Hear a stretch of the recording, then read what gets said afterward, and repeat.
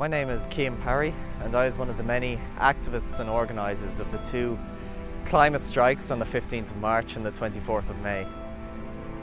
Like Leo, I was inspired by the sheer awareness, engagement and forcefulness of young people to see real change in terms of climate change. However, I was disappointed by what Leo did subsequently, about how he promised change, he said he'd listened, yet we still see pesticides being used across the country. Carbon emissions have yet to be cut beyond 1% and we're failing EU targets for a fifth year in a row. And lastly, what is probably the best example of hypocrisy by Leo government is the Climate Emergency Measures Bill. So the Climate Emergency Measures Bill was a bill introduced by People Before Profit TD Breed Smith in February 2018.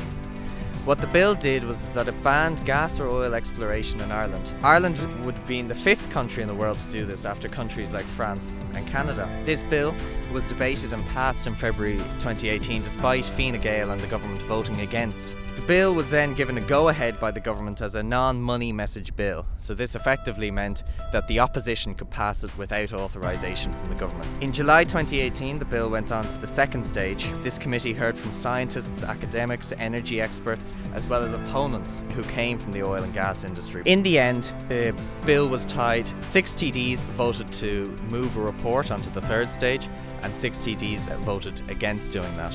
4 of those TDs who did that, including Michael McDowell and Michael Lowry, did not make one single contribution during the committee process. Since the vote was tied, this meant that the bill was effectively log-jammed. Responding to this, People Before Profit produced a new private members bill in 2019. This was again passed in the Dáil and was due to begin on the 11th of June. Fine Gael and the government got panicked by this, as it showed that People Before Profit may have actually been able to successfully put a ban on gas and oil exploration in Ireland. So in response, Minister Sean Canny wrote to the Ceann Comhairle saying that now the government had changed its mind. They said this is because companies such as ExxonMobil might sue the government over lost revenue and hence the bill could not proceed, despite the democratic mandate of both the people and Dáil Éireann. The IPCC report, which came out in November of 2018, said that in order to stop runaway climate change, radical, unprecedented and far-reaching change is needed. This bill is only the very basics. It just simply says that the government cannot extract even more fossil fuels than has already been done so.